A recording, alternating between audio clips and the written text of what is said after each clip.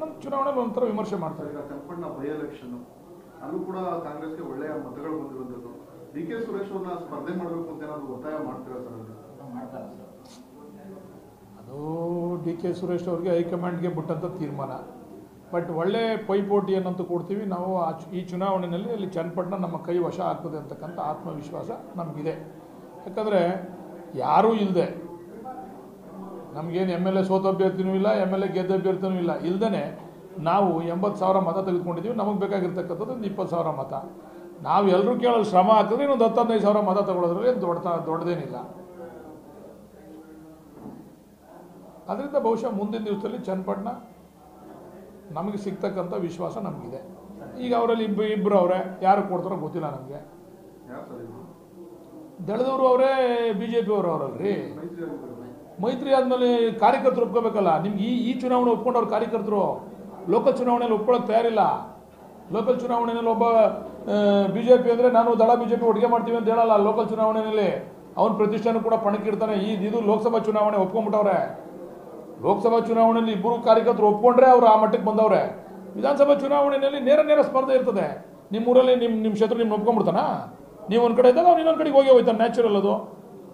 ಈಗ ಕುಮಾರಸ್ವಾಮಿ ಅವರೇ ನಮ್ಮ ಜಿಲ್ಲೆನಲ್ಲಿ ಇಲ್ಲ, ಈಗ ಅವ್ರು ಮಂಡ್ಯ ಜಿಲ್ಲೆಗೆ ಹೋದರು.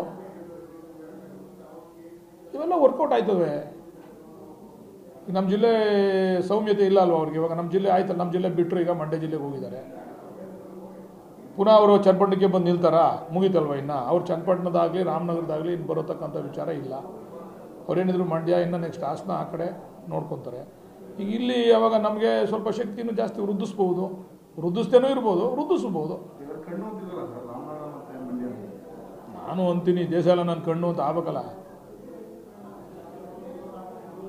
ಮಾತಾಡೋಕ್ಕೆ ನಾನೇನು ನಮ್ಮ ಸ್ನೇಹಿತ ಹೇಳಿಲ್ಲ, ಬಡ್ಡಿ ಮಕ್ಕಳ ಕೆಲಸ ಮಾಡಿಕೊಂಡ್ರಲ್ಲ, ಭಾವನಾತ್ಮಕವಾಗಿ ಮಾತಾಡೋದು ಕಲ್ತ್ಕೊಳ್ರಲ್ಲ. ಕೆಲಸ ಮಾಡದೇ ಇರೋರು ಭಾವನಾತ್ಮಕವಾಗಿ ಮಾತಾಡಿ ಓಟ್ ಹಾಕ್ಸ್ಕೊತಾರೆ. ನೀವು ಮಾತಾಡಿ ನೀವು ಕೆಲಸ ಮಾಡಿ ಹೊರಟಾಗಿ ಮಾತಾಡಿ ನೀವು ಓಟ್ ಕಳ್ಕೊತೀರ ಕಂಡ್ರು ಅಂತ ಬೈದ ನಮ್ಮ ಸ್ನೇಹಿತ ನಿನ್ನೆ. ನೀವು ಮದ್ದು ಪಾಲಿಶ್ ಆಗಿ ಬುದ್ಧಿವಂತಿಕೆಯಿಂದ ಭಾವನಾತ್ಮಕವಾಗಿ ಮೀಡಿಯಾ, ಸೋಷಿಯಲ್ ಮೀಡಿಯಾಗಳ ಮುಖಾಂತರ ಜನಗಳನ್ನ ತಲುಪಿಸಿ. ಜನ ಕೆಲಸ ಕೇಳಲ್ಲ. ಈಗ ಭಾಳ ಅತ್ಯಂತ ಬುದ್ಧಿವಂತಿಕೆಯ ಮಾತುಗಳನ್ನ ಕೇಳ್ತಾರೆ. ಅದನ್ನು ಕಲ್ತ್ಕೊಳ್ಳಿ. ನೀವು ಅದರಲ್ಲಿ ಫೇಲ್ ಆಗಿದ್ದೀರಾ, ಅವ್ರು ಅದರಲ್ಲಿ ಸಕ್ಸಸ್ ಆಗವ್ರೆ ಅಂತಕ್ಕಂಥ ಮಾತನ್ನು ನೆನ್ನೆ ನಮ್ಮ ಸ್ನೇಹಿತ ಈ ರಿಸಲ್ಟ್ ಬಂದ ತಕ್ಷಣ ಹೇಳ್ದ.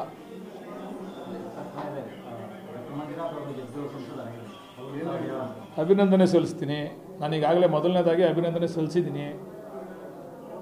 ಏನು ಡಿ ಕೆ ಸುರೇಶ್ ಅವರು ಕೆಲಸಗಳನ್ನ ಮಾಡಲಿಕ್ಕೆ ಹೊರಟು ಅರ್ಧಂಬರ್ಧಕ್ಕೆ ನಿಲ್ಲಿಸಿದ್ದಾರೆ, ಅದನ್ನೆಲ್ಲ ಬಹುಶಃ ಮಂಜುನಾಥ್ ಅವರು ಮುಂದುವರ್ಸ್ಕೊಂಡು ಹೋಗ್ತಾರೆ. ಕೇಂದ್ರದಲ್ಲಿ ಬಹುಶಃ ಅವ್ರಿಗೆ ಮಂತ್ರಿ ಆಗ್ತಕ್ಕಂಥ ಅವಕಾಶ ಸಿಕ್ಕಲಿ ಅಂತಕ್ಕಂಥದ್ದನ್ನು ಕೂಡ ಹಾರೈಸ್ತೀನಿ. ನಾನು ಮಂತ್ರಿಯಾಗಿ ಇಡೀ ವಿಶೇಷವಾಗಿ ಈ ಒಂದು ಕ್ಷೇತ್ರದ ಅಭಿವೃದ್ಧಿಯನ್ನು ಮಾಡಲಿ ಅಂತಕ್ಕಂಥದ್ದನ್ನು ಕೂಡ ನಾನು ಈ ಸಂದರ್ಭದಲ್ಲಿ ಆಶಿಸ್ತೀನಿ. ಅವ್ರಿಗೆ ಅಭಿನಂದನೆ, ಸಹಕಾರ ಎಲ್ಲ ಅವ್ರ ಸಹಕಾರ ಬೇಕಲ್ಲ. ಒಬ್ಬ ಲೋಕಸಭಾ ಸದಸ್ಯರ ಸಹಕಾರ ಒಬ್ಬ ಶಾಸಕರಿಗೆ ಬೇಕಲ್ವಾ? ಇನ್ನೂ ಹೆಚ್ಚು ಸಹಕಾರ ಅವರು ನಮ್ಗೆ ಕೊಡಲಿ. ಎಲ್ಲ ಜ್ವಲಂತ ಸಮಸ್ಯೆಗಳನ್ನ ಈ ಒಂದು ಭಾಗದಲ್ಲಿರ್ತಕ್ಕಂಥ ಜಿಲ್ಲೆಯಲ್ಲಿರ್ತಕ್ಕಂಥ ಜ್ವಲಂತ ಸಮಸ್ಯೆಗಳಿಗೆ ಪರಿಹಾರವನ್ನು ಅವರು ಹುಡುಕೊಡ್ಲಿ ಅಂತಕ್ಕಂಥದ್ದನ್ನು ಕೂಡ ನಾನು ಈ ಸಂದರ್ಭದಲ್ಲಿ ಅವರಲ್ಲಿ ಹೇಳಲಿಕ್ಕೆ ಇಚ್ಛೆಪಡ್ತೀನಿ. ಜನ ಓಟ್ ಹಾಕೋರಲ್ರಿ, ಆಶಾಭಾವನೆಯಿಂದಲ್ಲ ಓಟ್ ಹಾಕಿರೋದು. ಇದೆಲ್ಲ ಮಾಡಬೇಕು ಅಂತ ಜನ ಓಟ್ ಹಾಕೋದು, ಸುಮ್ಮನೆ ಓಟ್ ಹಾಕೋರ? ನಿರೀಕ್ಷೆ ಇಟ್ಕೊಂಡೇ ಜನ ಓಟ್ ಹಾಕಿರೋದು. ನಮಗೂ ಆ ನಿರೀಕ್ಷೆ ಇದೆ. ಜನಗಳ ನಿರೀಕ್ಷೆನೇ ನಾನು ಹುಸಿ ಅಂತ ಹೇಳೋಕ್ಕಾಯ್ತದ? ನನಗೂ ಆ ನಿರೀಕ್ಷೆ ಇದೆ. ಬಹುಶಃ MP ಡಿ ಕೆ ಸುರೇಶ್ ಅವ್ರಿಗಿನ್ನ 24/7 ಕೆಲಸ ಮಾಡ್ತಾರೆ ಅಂತಕ್ಕಂಥ ಆತ್ಮವಿಶ್ವಾಸ ನನಗೂ ಇದೆ. ಅವರು ಕೂಡ ಕೆಲಸಗಾರರು. ಅವರು ಇದರಲ್ಲಿ ಜಯದೇವದಲ್ಲಿ ಅವರ ಕಾರ್ಯವೈಖರಿಯನ್ನು ಮಾಡಿ ತೋರಿಸಿದ್ದಾರೆ ಯಾವ ರೀತಿ ಮಾಡ್ಬೋದು ಅಂತ. ಅದೇ ರೀತಿಯಲ್ಲಿ ರಾಜಕೀಯವಾಗೂ ಮಾಡ್ತಾರೆ ಅಂತಕ್ಕಂಥ ಆತ್ಮವಿಶ್ವಾಸ ನನಗಿದೆ. ಮಾಡಬೇಕಲ್ಲ, ಜವಾಬ್ದಾರಿ ಕೊಟ್ಟವ್ರು. ಜನ ಜವಾಬ್ದಾರಿ ಕೊಟ್ಟ ಮೇಲೆ ವಿಮುಖರಾಗೋಕ್ಕೆ ಸಾಧ್ಯ ಇಲ್ಲ, ಹಿಂದೆ ಓಡೋಗೋಕ್ಕೂ ಸಾಧ್ಯ ಇಲ್ಲ. ಮಾಡಲೇಬೇಕು. ಆ ಕೆಲಸ ಅವ್ರು ಮಾಡ್ತಾರೆ. ಅವ್ರಿಗೆ ಆ ಶಕ್ತಿನೂ ಕೂಡ ಇದೆ, ಬುದ್ಧಿವಂತಿಕೆನೂ ಕೂಡ ಇದೆ.